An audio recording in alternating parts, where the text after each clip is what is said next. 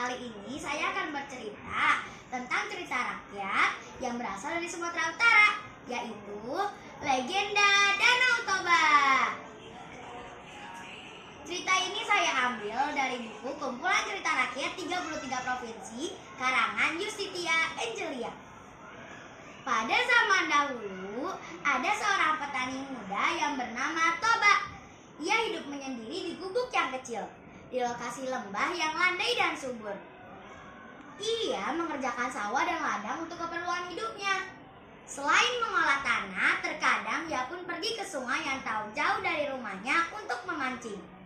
Setiap kali ia memancing, mudah saja ikan didapatnya, karena di sungai itu memang banyak sekali ikan. Pada suatu sore, setelah ia bekerja di ladang, ia pun pergi ke sungai untuk memancing. Tetapi sudah cukup lama ia memancing, tidak satupun ikan ia dapatkan. Akhirnya Toba pun kesal dan memutuskan untuk berhenti memancing dan segera pulang. "Oh, kemana saja ikan-ikan di sungai ini?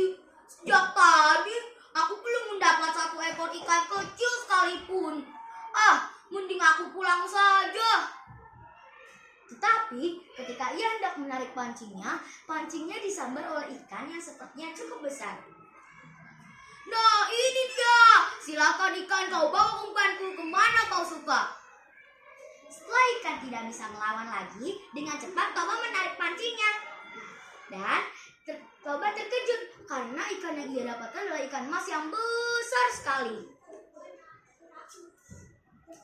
"Wah, ikan emas ini besar sekali. Sepertinya ikan satu ekor ini saja sudah cukup untukku sampai makan malam nanti." Akhirnya Toba pun membawa ikan tersebut pulang ke rumah. Sampainya di rumah, Toba pun meletakkan ikan tersebut di dapur. Lalu Toba pun pergi mencari kayu bakar yang berada di belakang rumahnya. Setelah balik mencari kayu bakar, Toba terkejut karena ikan yang ia taruh di dapur tiba-tiba saja menghilang. Dan yang tersisa hanya koin emas yang sangat banyak. "Loh, kemana pula ikanku tadi? Dan ini koin emasnya siapa?" Karena terkejut dan heran mengalami kejadian yang aneh itu, Toba pun pergi meninggalkan dapur dan menuju ke kamar sambil membawa koin emas itu. Ketika ia sampai di kamar, saat membuka pintu kamarnya, Toba terkejut karena ia melihat gadis yang sangat cantik sedang menyisir rambut dan menghadap ke cermin. "Hei, kamu siapa? Apa yang kamu lakukan di kamarku?" "Aku adalah ikan yang kau tangkap tadi. Aku adalah wanita yang dikutuk oleh dewa menjadi seekor ikan. Berkat kaulah, kutukan itu hilang. Dan koin emas yang kau lihat tadi itu adalah sisiku. Sebagai balasannya, aku akan membantu semua pekerjaanmu." "Hah? Kamu adalah jemaat ikan? Ya benar saja. Jangan bercanda." "Betul kok. Aku telah mengatakan hal yang sebenarnya." Akhirnya gadis itu pun tinggal bersama Toba. Hari demi hari berganti, sampai Toba ingin menjadikan gadis tersebut sebagai istrinya. Gadis tersebut menerimanya, tetapi dengan satu syarat. Toba tidak boleh memberitahu kepada siapapun tentang asal-usulnya. Toba pun menyetujuinya, dan akhirnya mereka berdua pun menikah dan memiliki seorang anak laki-laki yang diberi nama Samosir. Karena Samosir sangat dimanja oleh ibunya, ia pun tumbuh menjadi anak yang nakal dan pemalas. Setiap hari pekerjaannya hanya bermain-main saja. Suatu hari ibunya menyuruh Samosir untuk mengantarkan makanan ayahnya yang sedang bekerja di ladang. "Samosir, kemarilah nak, tolong antarkan makanan ini untuk ayahmu yang sedang bekerja di ladang." "Malas aku, ibu saya menemukan makanan itu." "Ayolah nak, sebentar saja. Kamu harus belajar menyayangi dan menghormati orang tuamu." Akhirnya, dengan hati dongkol, Samosir pun mengantarkan makanan ayahnya. Dan ini berlangsung selama 2 hari. Pada hari ketiga, ibunya menyuruh kembali Samosir untuk mengantarkan makanan ayahnya. Dengan hati dongkol, akhirnya Samosir mengantarkan makanan ayahnya. Sepanjang jalan, ia terus mengomel.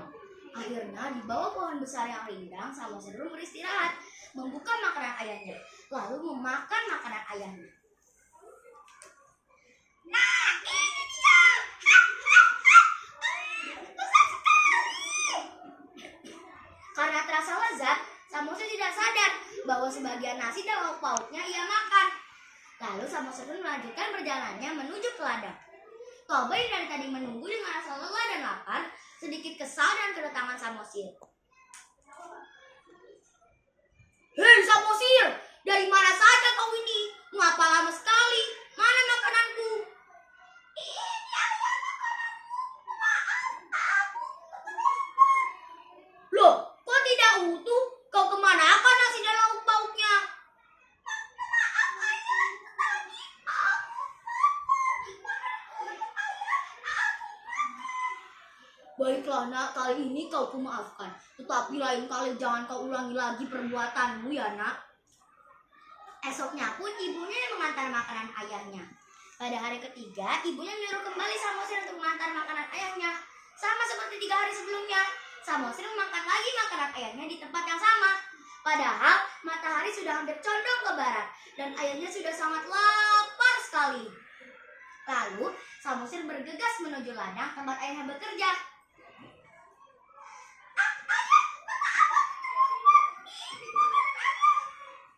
Loh, kok ringan sekali?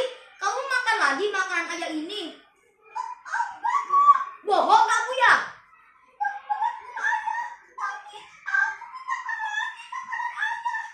Dasar kau ini memang anak nakal Samosir. Anak tak bisa diajar, tak tahu diuntung. Sudah ayah ingatkan kemarin, ternyata kau masih aja bandel. Dasar kau ini memang anak ikan.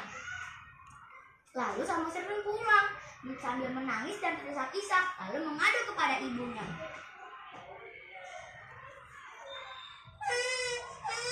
Ibu, aku tadi dikatakan bubur oleh ayah dan aku juga dikatakan anak ikan, Ibu. Ibunya pun merasa kecewa karena Toba telah melanggar janjinya. Lalu ibunya menyuruh Samosir untuk pergi berlari ke bukit yang sangat tinggi. Samosir, pergilah kamu nak ke bukit tinggi itu.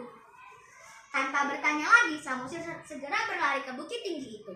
Tiba-tiba langit berubah menjadi gelap, gemuruh, dan petir menyambar. Duar!